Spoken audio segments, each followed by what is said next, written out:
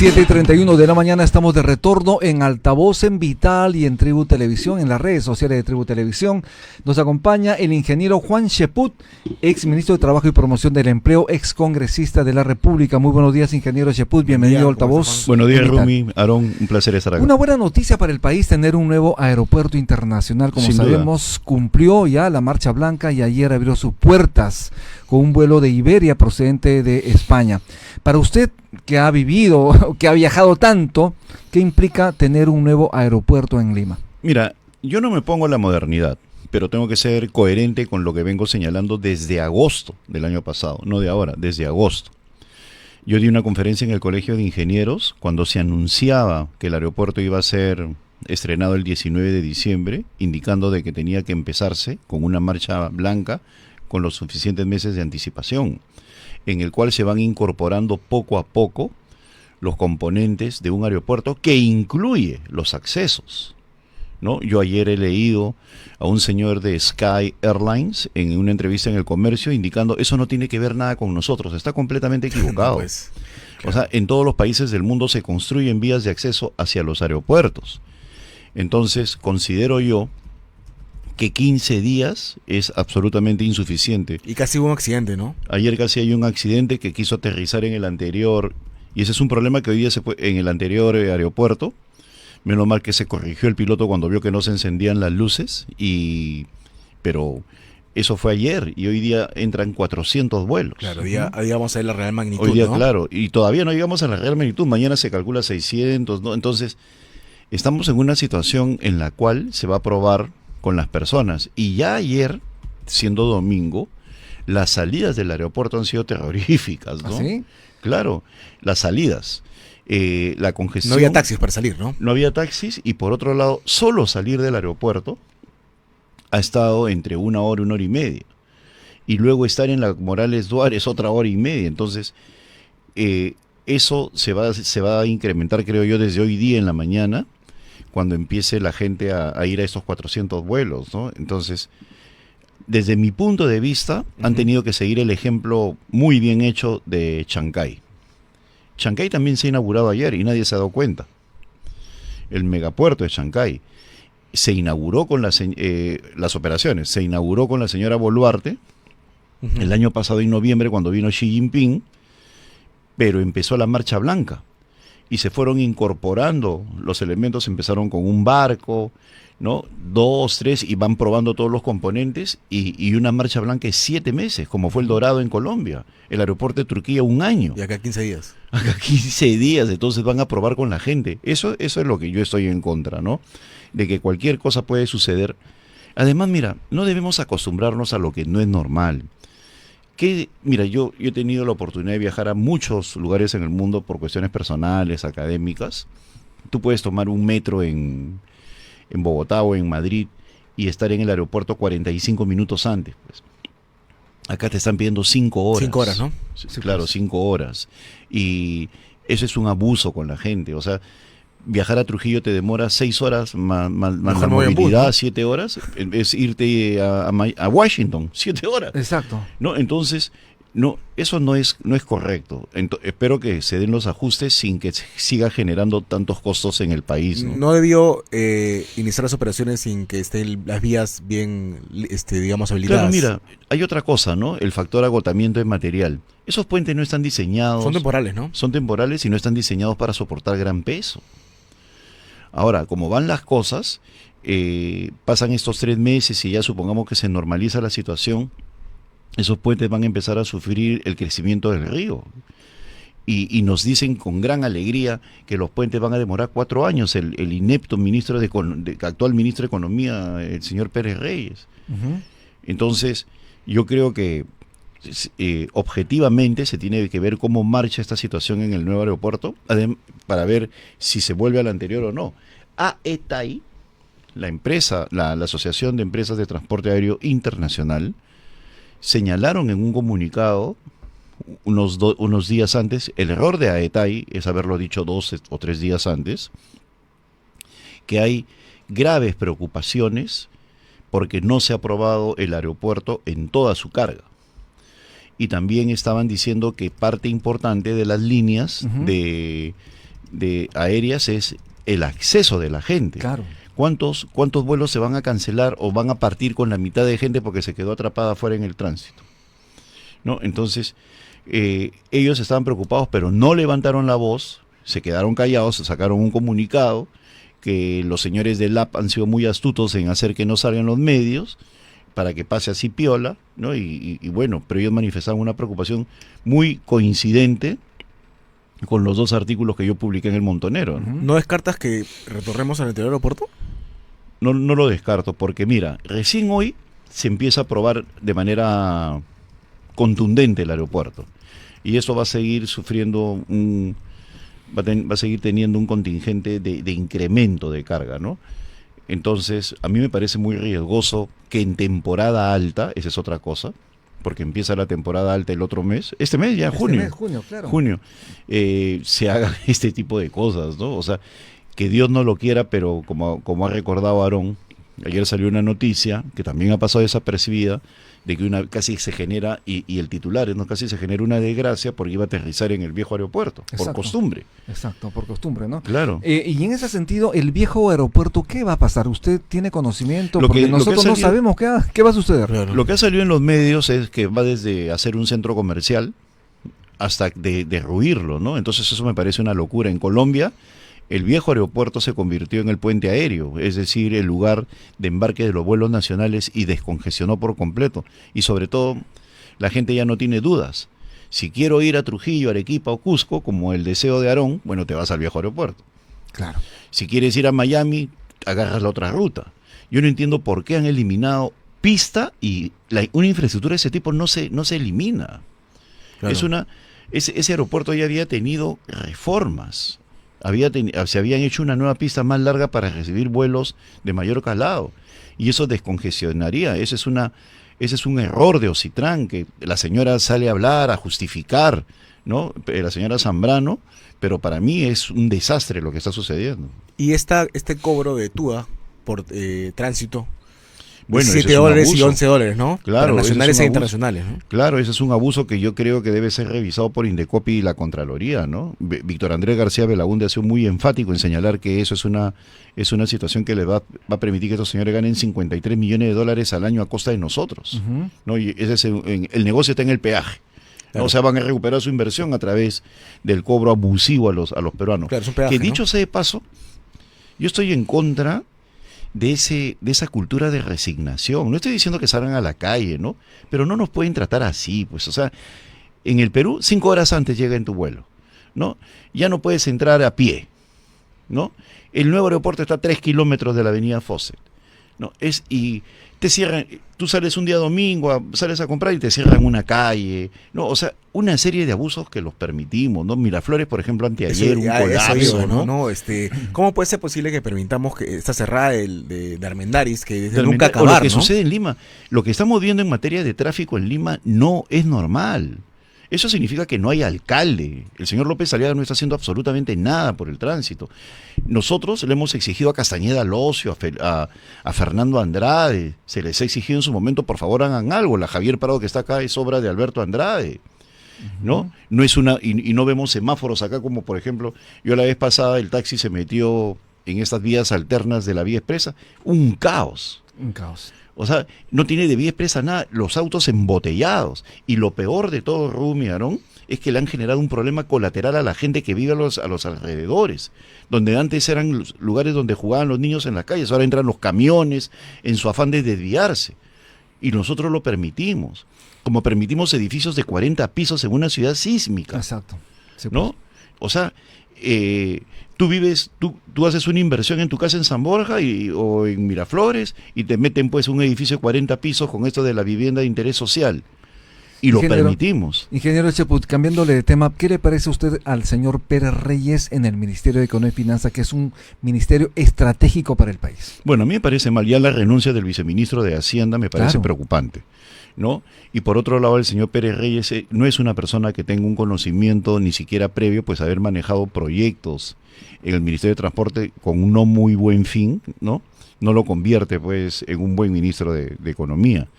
Él, por ejemplo, en estos momentos está enfrentando o sea, no se está disminuyendo para nada las cifras de déficit fiscal, más bien se pueden incrementar, y eso nos puede llevar a perder el grado de inversión, no de explicaciones. Él está allí, simple y llanamente, creo yo, porque en año electoral va a permitir que se gaste en el MEF. Pero eso ya genera una serie de renuncias. Ahora, yo te escuchaba con atención esta disminución de la inflación. Podríamos estar también en deflación. Claro. Que a veces los precios bajan porque la gente no compra. Exacto. Y prefiere estar pagando deuda. ¿No? Exacto. Porque tú tienes una correlación entre disminución de la deuda porque la gente está agobiada y las compras. Entonces podríamos estar en presencia de una deflación, pero bueno, y esto sí es preocupante, en ¿no? mi caso estoy especulando porque no he leído la nota semanal del BCR, no le he hecho el seguimiento en los últimos meses, pero leo pues economía en algunos periódicos especializados y no necesariamente es una buena noticia. Uh-huh. Pero no tenemos un ministro que dé explicación ni dé confianza. Y en un año electoral, con gastos del gobierno en programas sociales, con gastos superfluos también en una serie de planillas, ¿no? Es algo que a la vista parece que no va a disminuir. Y este aumento de 2% en el impuesto municipal para beneficiar a las municipalidades, a los alcaldes, es un negociado entre el Congreso y el Ejecutivo. Una de las cosas más graciosas pues, que yo he escuchado de Pérez Reyes es el IGB sigue siendo 18, solo que hemos cambiado la tasa, ¿no? Pues obviamente que está disminuyendo pues para darle más a las municipalidades, o sea, disminuye, está bien, el precio al final al consumidor no, es pero, una redistribución pero del IGB. El Estado va a perder 10.000 millones de soles y van a ir a municipios en los cuales la corrupción es galopante y en época electoral. Y además municipios que devuelven el dinero porque no lo gastan de una manera eficiente y eficaz. Así es. Mira, lo hacen, en el Perú hay de los que devuelven el dinero y en el caso del Foncomún o en el caso del Canon, lo mantienen en el banco. Hay municipios muy ricos en el Perú que mantienen su dinero en el banco y están recibiendo un interés monstruoso por tener el dinero en el banco y los bancos hacen subasta por llevarse su plata y no gastan porque el negocio está en el interés, ¿no? Y no hay capacidad de controlar ese tipo de acciones en el Perú. Ismael Benavides me decía que la municipalidad que va a recibir más impuestos, estos fondos, va a ser la Municipalidad de Lima, ¿es así? Podría, bueno, por magnitud, efectivamente, ¿no? Pero mira, el señor, así reciba ya pues en qué va a gastar la plata en este año. Y lo mismo, ¿no? Obviamente las autoridades locales, regionales y municipales, fundamentalmente, ¿no? Claro, y hay obra abandonada en todo el país. Y mira, las cosas, haciéndose rápido, ya estamos en el mes de junio, ¿no? Estamos a 10 meses de las elecciones, 9 meses y medio, 10 meses. Es imposible que se haga cualquier obra de magnitud en este tiempo, sí, ¿no? Definitivamente. Es imposible, por más acelerada. Mira, por ejemplo, el caso de esta famosa vía expresa, ya definitivamente no llegan a hacer o sea, se puso la primera piedra y ha generado un caos. Más bien, o la obra el puente sobre la avenida Armendáriz, que es horrorosa del mismo grupo político de Renovación Popular. Y eso simplemente es un puente turístico, no tiene mucha ciencia. Pero que le han malogrado la vida a los vecinos de Miraflores y de Barranco. Sí. O sea, les han malogrado la vida, no sirve para... Y aparte que es antiestético. En Lima destruimos nuestros paisajes, ¿no? Mira, una de las zonas más hermosas de Lima, pintada internacionalmente, era la quebrada del Puente de los Suspiros. Tú te parabas en el puente San Martín y mirabas hacia el mar y era pues de una belleza impresionante porque se ven cuadros en una serie de... Claro. Hasta que hicieron unos edificios allí que malograron el paisaje, ¿no? O sea, empezaron a construir en el borde del acantilado. Destruyeron el paisaje. Y ahora tú tienes que la quebrada de Armendáriz, que también era bellísima, como bien han señalado los arquitectos, ahora se ha convertido en una guachafería mayúscula con ese puente azul, destruyendo la vista. Y que le han malogrado a los vecinos la vida. 7:45 de la mañana, tenemos una pausa en Altavoz en Vital y también en las redes sociales de Tribu Televisión. Estamos conversando con el ingeniero Juan Cheput, ya regresamos.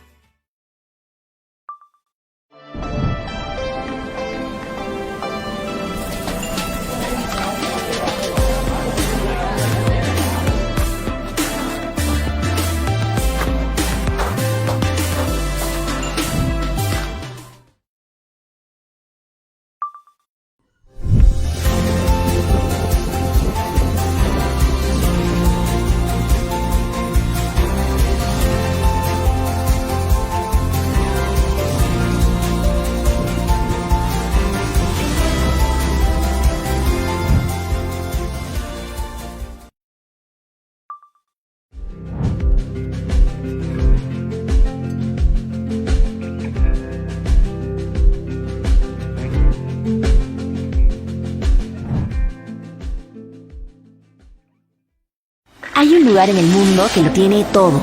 Tesoros conocidos y otros por conocer. Desde los majestuosos Andes, la cálida costa, hasta la exuberante selva amazónica.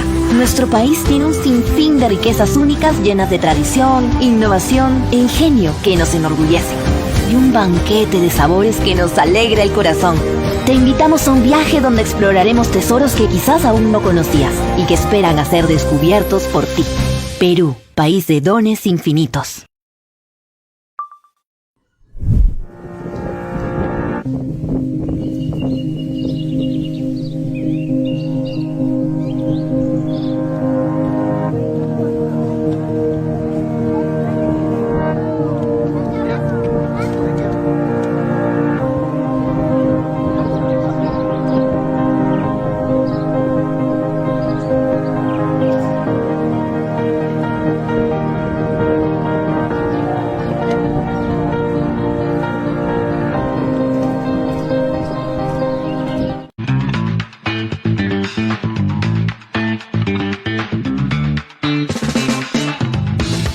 Siete y 48 de la mañana, estamos de retorno en Altavoz en Vital, también en las redes sociales, en las plataformas digitales de Tribu Televisión, y conversando con el ingeniero Juan Cheput, ex ministro de Trabajo y ex congresista. Señor Cheput, como sabemos perfectamente, hay declaraciones del congresista Fernando Rospigliosi, congresista titular de Fuerza Popular, ha cuestionado duramente a la presidenta Dina Boluarte por este cambio de timonel en la DINI.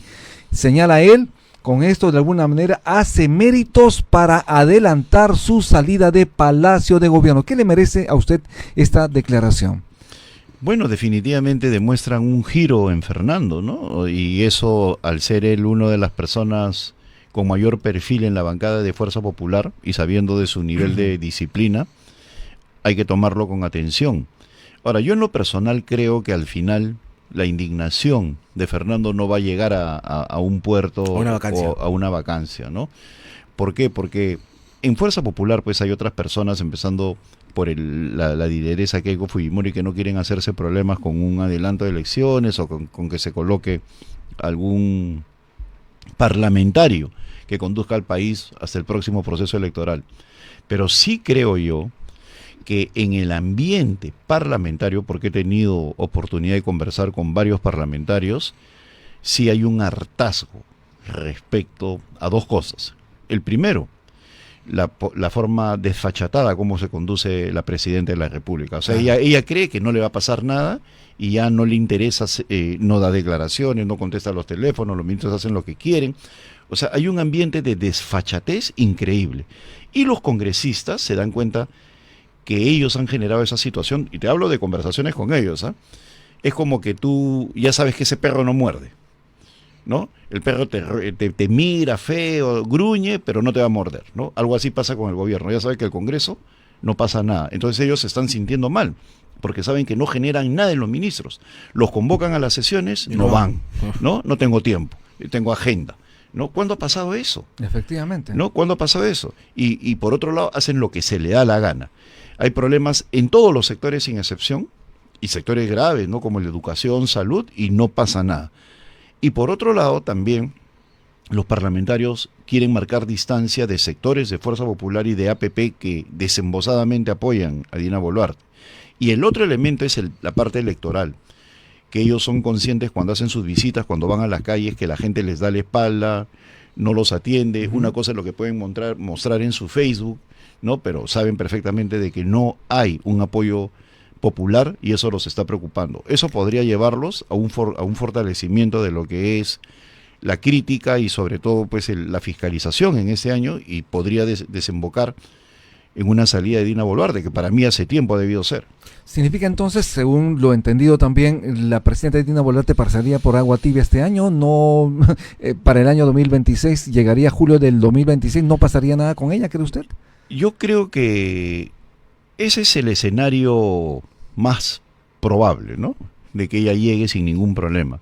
Pero si surge algún tipo de escándalo mayúsculo, o sobre todo las fuerzas políticas se dan cuenta de que esta es una situación que les está afectando, pues tranquilamente en diciembre le pueden dar vuelta. Y el cuestionamiento, perdóname, y el cuestionamiento que hace la presidenta Boluarte a las encuestadores, ella ha señalado, pónganme cero y nos vamos a los penales. No, y eso lo dice encima en un colegio, ¿no? Como Exacto. diciéndole a los alumnos, papá, me pongo cero y no pasa nada, ¿no? Yo puedo sacar la nota que se me da la gana. Eso, ella demuestra una tremenda ignorancia en lo que es legitimidad. Una persona con 0% no le hace caso absolutamente a nadie, vive encerrada en su cúpula, ¿no? En su cápsula. ¿Por qué? Porque tú necesitas legitimidad, que no es otra cosa que la autoridad que la gente te concede y la credibilidad. Y es por eso que la presidenta, mira, te doy un ejemplo de las últimas horas. Ella inaugura el aeropuerto el día jueves y no fue titular en ningún periódico, a nadie le importó. Claro. No, ese es el nivel de ella. No salió ninguna nota titular. Inauguran el aeropuerto. Entonces, ella no... Eso debió ser portada, ¿no? ¿Ah? Debió ser portada Debió en un ser, país si va normal, la presidenta, ¿no? a una Claro. megaestructura como esa, ¿no? Va, revienta su y no fue portada en ninguna parte. Entonces, igual sucede con Eduardo Arana, que va a ir el 12 de junio y a nadie le importa, ¿no? Entonces, los congresistas conscientes de eso podrían dar un giro ante la opinión pública, vacándola, ¿no? ¿Por qué? Censurándola, perdón, o vacándola. ¿Por qué? Porque estar alineados con una señora que tiene 0%, nos guste o no, contamina a los propios partidos. Que quieren ganar las elecciones, ¿no? Que quieren ganar las elecciones, efectivamente. Y tú ves de que cuando salen las encuestas, ¿quiénes son las personas que las están liderando? Con Vizcarra o sin Vizcarra, ¿no? Gente que es opositora, como en el caso de Carlos Álvarez, ¿no? Y ese es otro sancochado que se está formando. Los partidos políticos creen, o los dueños de partidos, porque estos no son líderes, los dueños de partidos creen que aliándose con Dios y con el diablo van a tener más votos. Ahí están demostrando una gigantesca ignorancia de que la política no necesariamente las sumas agregan, ¿no? Hay sumas que restan. Claro, quería preguntarte, tú que has sido un crítico pero con justificado de Gustavo Adrancén, este premio Consuelo que ha tenido, como en su nombramiento como representante del Perú ante la ONU, sin saber inglés. No sabe ¿qué inglés, opinas? no sabe francés, no tiene experiencia diplomática porque la poca que tuvo terminó en un escándalo en la OEA. Yo creo que ese es un patrón de comportamiento de la presidenta, ¿no? Le gusta tener a la gente que sabe mucho de ella cerca. Como Santibáñez. Como Santibáñez, sus propios allegados, la guardaespaldas que tenía en el cofre, ¿no? Los oficiales, todos tienen buenos puestos, de Martini, ¿no? El de Jaliwarma. La señora tiene mucho temor de que las personas que dejan de estar en su entorno empiecen a hablar. Ahí está el caso de Alberto Taro, Claro. ¿no? Que apenas se marchó, empezó a hablar. Contra lo de las cirugías. Claro, lo de las cirugías y todo ese tipo de cosas. Entonces, esto de Gustavo Adrancén, que ha sido el gran justificador y que algún día va a tener que someterse a un congreso de verdad, estos señores creen que porque se marchan del congreso van a pasar piola. Acá hay más de un ministro apañador que va a tener que enfrentar denuncias constitucionales e inhabilitaciones por lo que le están haciendo al país. Así es. Estos señores creen pues que el poder es eterno, ¿no? Que se fijen un poco en Montesinos, en Vizcarra, en tantos personajes que están enfrentando rigores con la justicia, y para cuando estén apañando a la presidenta se den cuenta de lo que están haciendo, ¿no? A propósito de Martín Vizcarra, expresidente del Perú, como sabemos, el Pleno del Jurado Nacional de Elecciones verá el 6 de junio la apelación por este retiro del padrón de Perú primero. Como sabemos, se le ha retirado también del partido que él fundó. ¿Cree usted que de alguna manera el Jurado Nacional Electoral podría revertir esta decisión? Bueno, si revierte la va a tener que revertir para todos. Cambiar las reglas de juego electoral, cuando ya se convocó un año electoral en una sanción como esta, tiene efectos espejo en un montón de personas. O sea, tenemos el caso de Martín Vizcarra y el otro de Antauro Humala, Así es. que muy alegremente siguen en campaña y todo eso. Y la culpa es de Burneo, del jefe, del presidente del Jurado Nacional de Elecciones, que no aclara. Deja que se genere una ola, deja de que hagan estas cosas que confunden a la opinión pública. Nadie le está pidiendo al señor Burneo que se enfrente, pero sí debería decir, por ejemplo, ¿no? No pueden postular. El señor Martín Vizcarra puede hacer la campaña que quieren, pero por si acaso, él es por gusto, porque él no puede postular. Claro. ¿No? Esa aclaración se Esa requiere. que podría por hacerla. supuesto. Al menos en ese momento no se puede hacer. que diga algo, pero no dice nada, entonces genera que la gente se confunda. También se debería meter en el tema de las encuestas. ¿A qué te parece esta denuncia contra CPI por incluir a Vizcarra en su sondeo? Yo creo que es exagerado ahí para evitar eso. Ahora, definitivamente, si ellos hubieran hecho una encuesta paralela, indicando sin Vizcarra, para ver la matriz de transferencia, otra cosa sería. Claro. Pero colocar a Martín Vizcarra y a otros personajes que el tema es que lo pusieran en una cartilla, ¿no? En una cartilla, tarjeta, claro, ¿no? es definitivamente confunde y luego genera una corriente de opinión. Pero para evitar llegar a la investigación de índole penal, para eso está el Jurado Nacional de Elecciones, que no hace absolutamente nada y permite que esto se instale en la opinión pública. Eso es completamente incorrecto. Pero hay que señalar el verdadero responsable, que es el señor Burneo, que es el que tiene que salir a decir: el señor Antauro Humala está sancionado, y también el señor Vizcarra. Mira, en el caso de Vizcarra, ¿cuál sería el contexto, no? Decir, este señor puede recuperar su inscripción partidaria, pero está inhabilitado por el Congreso por 5 y 10 años. Por lo tanto, no puede postular y nadie puede levantar esa inhabilitación, porque es potestad exclusiva y excluyente del Congreso de la República. Pero estamos hablando solamente del tema de la afiliación, en este caso del expresidente Martín Claro, pero Vizcarra. ¿qué pasa? Asocian la afiliación a que puede seguir en campaña. Ajá, y esa precisión A la eso tiene voy. que dar. Entonces, tranquilamente puede salir el señor Burneo y explicar, por un lado, este señor está inhabilitado, y por otro lado tenemos esta situación que hay que ver lo de su afiliación. Pero esto, si se levanta la afiliación, no significa que él puede postular, pero no se da ese tipo de explicaciones de la máxima autoridad, entonces se genera una confusión que aprovecha Vizcarra, contaminando el proceso electoral. Estamos con el ingeniero Juan Cheput, aquí en Altavoz en Vital. Haremos una pausa y regresamos.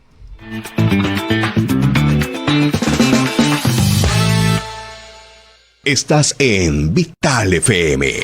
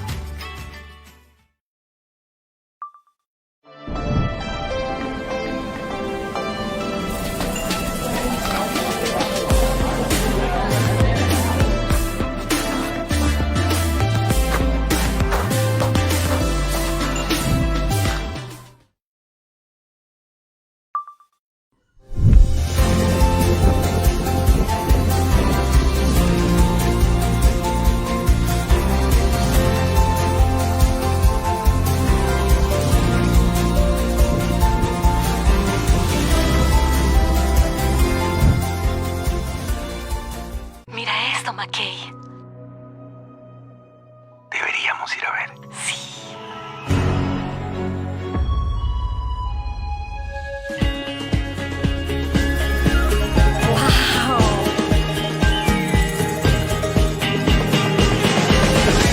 Cada vez que veas algo sobre el Perú, tendrás un wow. ¡Wow, Perú! ¡Wow, Perú! Reserva tu viaje para experimentar Perú Wow.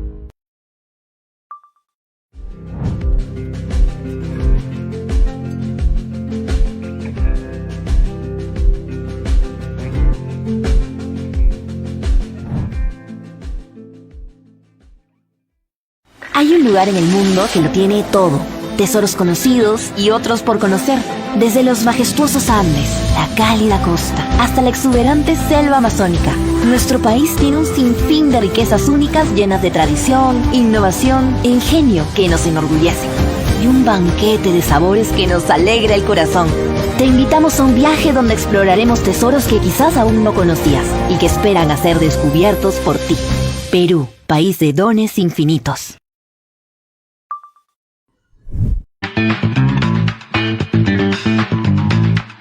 8:02 de la mañana, estamos de retorno en Altavoz en Vital, también en las redes sociales de Tribu Televisión. Estamos conversando con el ingeniero Juan Cheput, ex ministro de Trabajo y Promoción del Empleo. Señor Cheput, como sabemos, el expresidente Martín Vizcarra está recurriendo a la Corte Interamericana de Derechos Humanos para exigir, para que se le permita participar en las elecciones de cara al 2026. ¿Cree usted que la Corte Interamericana le dará ese derecho?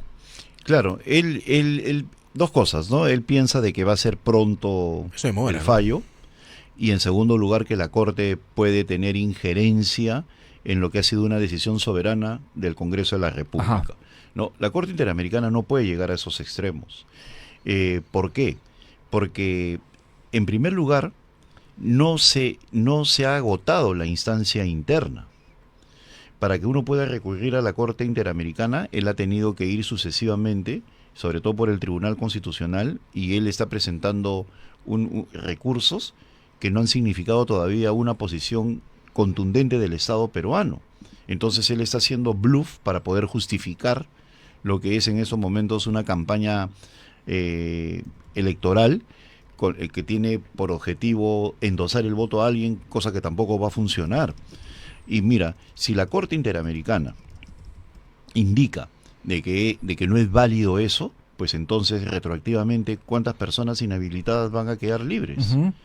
¿No? ¿Es vinculante la decisión de la Corte? No, lo que voy es que el efecto espejo en esa decisión y además en los considerandos pueden poner una serie de cosas que pueden ser utilizados por cualquier tipo de abogado que haya tenido ministros, personas que han sido inhabilitadas en esos momentos por el Congreso de la República. El expresidente Vizcarra y sus abogados señalan que es un perseguido político. No, de ninguna manera. Mira cómo él se desenvuelve abiertamente en los medios de comunicación, cómo puede ir a cualquier lugar del país, cómo de manera injusta no está preso. Y digo injusta porque si hubiera justicia en el Perú, él debería estar en Barbadillo también, porque lo que él ha hecho y de lo que se le acusa es peor de lo que tienen algunas personas que están ahí. Por ejemplo, el caso de Ollanta Humala, ¿no? Que todavía no estamos hablando de una sentencia firme, pero ya está preso. En el caso de ese señor hay testimonios, hay una serie de cosas y no hay prisión preventiva, incluyendo la amenaza de fuga del país. Exacto.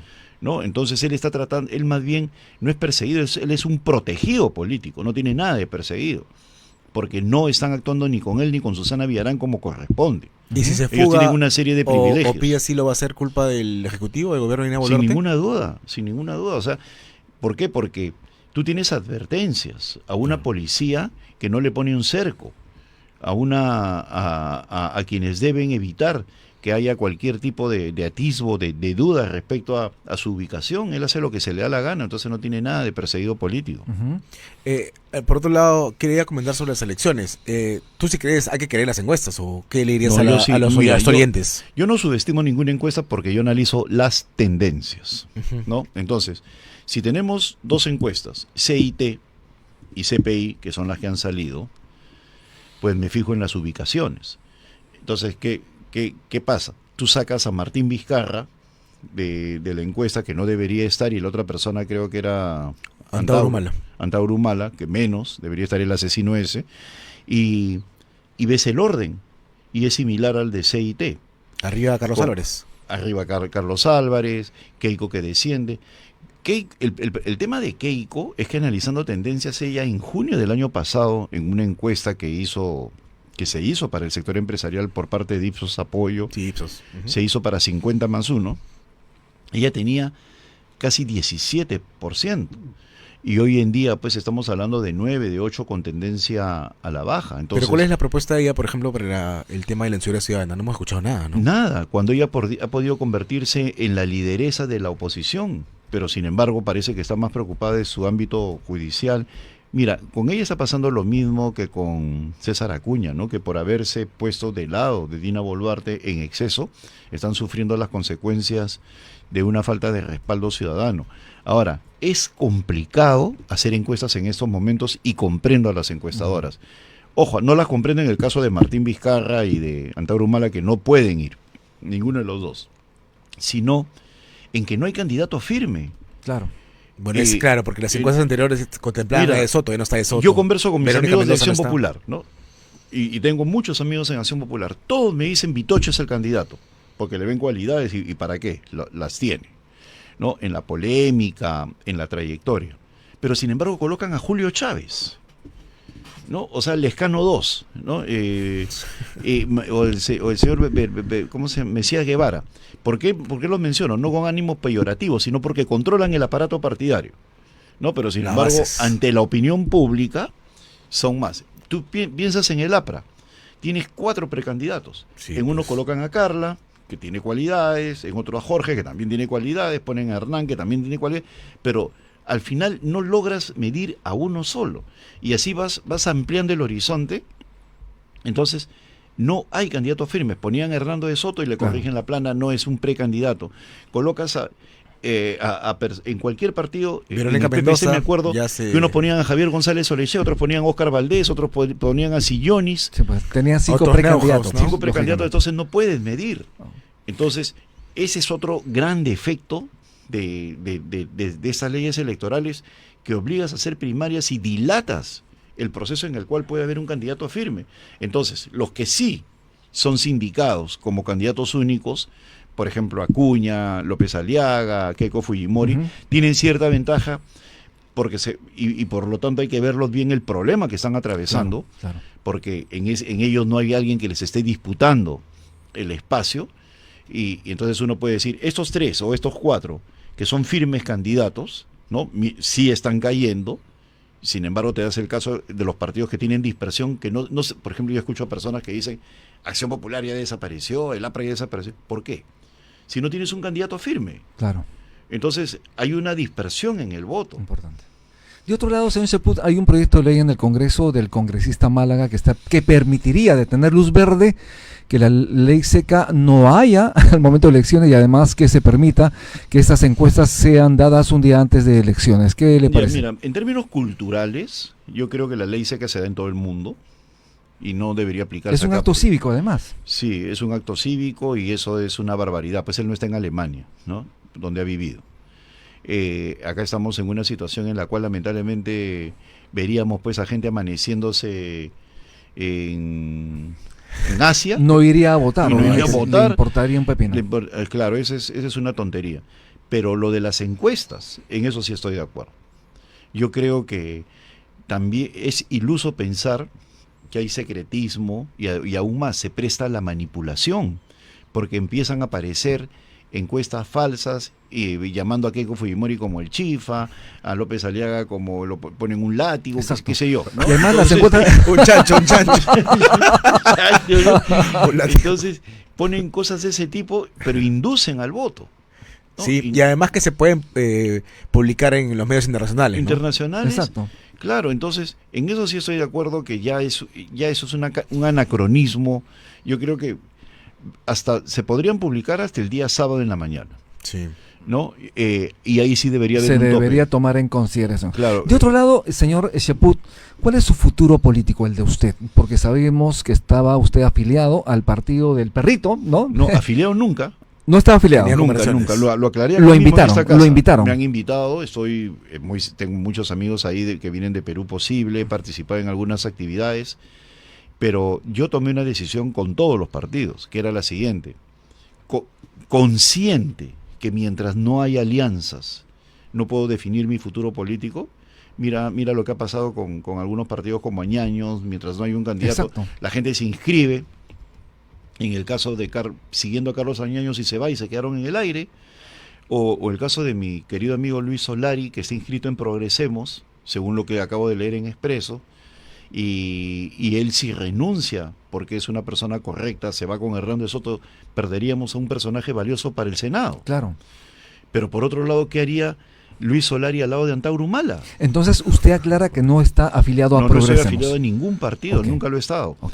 Bueno, yo he estado en 2 partidos en mi vida, nada más, ¿no? En Perú Posible y Peruanos por el Está Cambio. esperando entonces las alianzas para tomar una decisión. Claro, porque de puede futuro darse político. las circunstancias. ¿Yo qué hago, por ejemplo, en un partido con Antauro Humala, cuando yo lo he combatido? Ujú.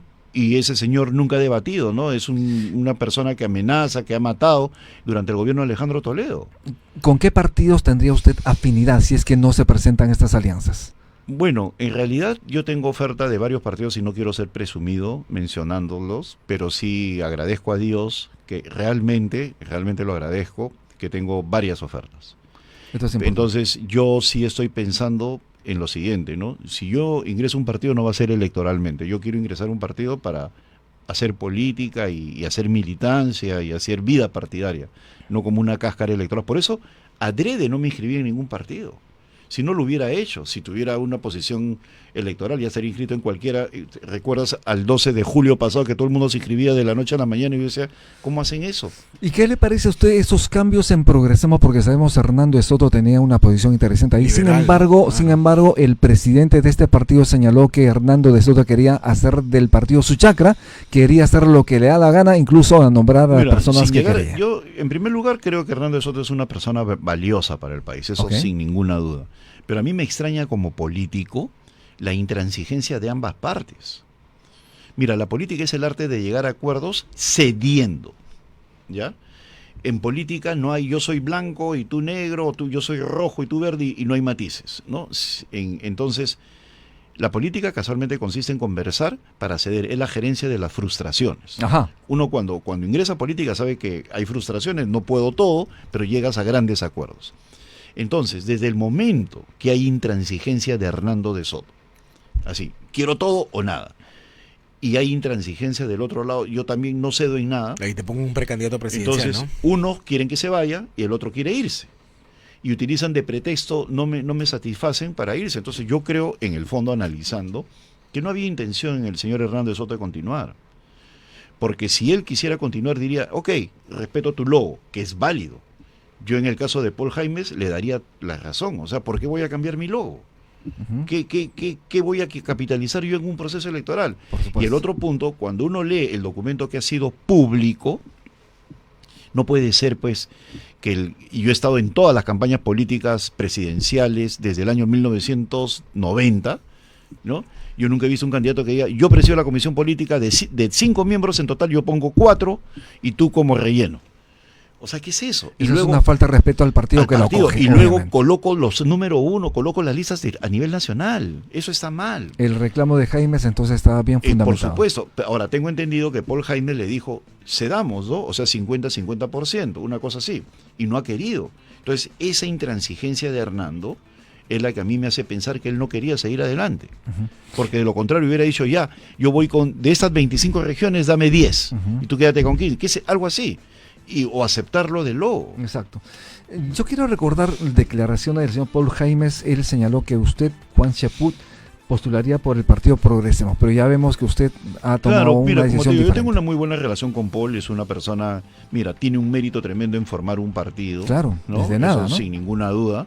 Y mira que es difícil, Hernando no ha podido formar uno, ¿no? Pero en esa misma oportunidad, a pesar de la buena voluntad de ellos de invitarme, yo dije, estoy evaluando, ¿no? O sea, no estoy diciendo nada. Y lo dije acá mismo, al día siguiente, recuerdo. Sí, claro que sí. Porque yo vine un par de días después acá y dije que no era correcto, que yo todavía estoy en un proceso de evaluación. Me duele lo que está pasando desde el punto de vista político porque creo que Progresemos es un partido interesante. He visto su capacidad de movilización en las regiones. El logo es de primer nivel, el del perrito, la gente lo quiere, en el Perú, ¿no? Es un logo vivo y por eso le doy la razón a Paul cuando quería conservarlo. Claro, sí. Pero me apena también esa actitud intransigente de Hernando de Soto, ¿no? Que no ha querido. Y mira, la salida de Hernando de Soto da pie, pues, yo le oí bien La República. ¿Qué hace Progresemos con Roberto Sánchez, pues? Claro. De junto, ¿qué afinidad ideológica? Efectivamente. Con el operador político de Pedro Castillo. Efectivamente. ¿No? O con el señor Antauro Humala. Ingeniero Juan Chaput, muchísimas gracias. Muchas el tiempo se agotó. Gracias por estar en Altavoz en Vital. Gracias. Haremos una pausa y regresamos de inmediato. No se olvide, estamos en Altavoz en Vital y también en las plataformas digitales de Tribu Televisión. Ya regresamos.